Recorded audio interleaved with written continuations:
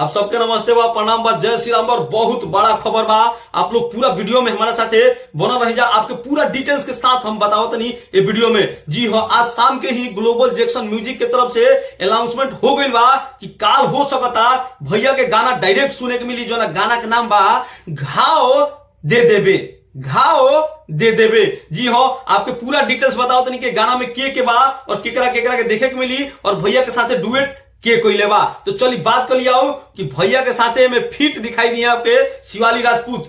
कुछ दिन पहले एगो पवन सिंह के गाना रहे झगड़ा के घर, वो गाना में आपके शिवाली राजपूत देखे के मिल रही। आप लोग देखो तन जब भैया के साथ कितना इनको जोड़ी सॉलिड लागता। हम झगड़ा के घर के बात काहे करतनी, एमे एक बहुत खास बात बा, यही से आपके बताओ तनी। हम झगड़ा के घर में एक जगह शिवाली राजपूत के तरफ से बोलल गेल रहे कि जवानी कोनो आंडू पांडू खतीरा नहीं बनल, ई जवानी पवन सिंह पर लूटी। हम ई डायलॉग मरनी तो आप लोग समझ गिलो कब जा कि हम का कहल चाहतनी। जी हाँ, जैसे वो गाना में थोड़ा सा टच रहे, यह गाना में हमारा बुझाता कि बहुत ज्यादा टच होके वाला बा।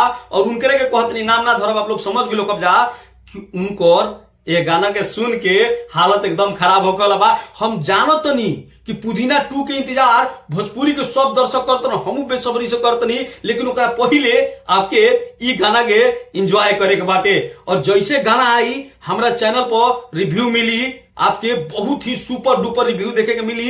ये से अगर बड़का बिहारी के सब्सक्राइब नहीं किले तो भोजपुरी में बात करो, भोजपुरी के बेटा के सब्सक्राइब करके चैनल के साथ जुड़ जाई। और ये गाना लिखले बने निकी निहाल जी। और आपके पता बा जो भी निकी निहाल गाना लिखेल और सुपर डुपर हिट होला, सुपर डुपर हिट होला। और एक म्यूजिक दिले बने प्रियांशु सिंह। तो आप लोग के खबर कैसा लागल हमारा कमेंट बॉक्स में जरूर बताई। और गाना सुने के मिली आपके ग्लोबल जैक्सन म्यूजिक पर। तो आप लोग के वीडियो देखे खातिर बहुत बहुत धन्यवाद बा।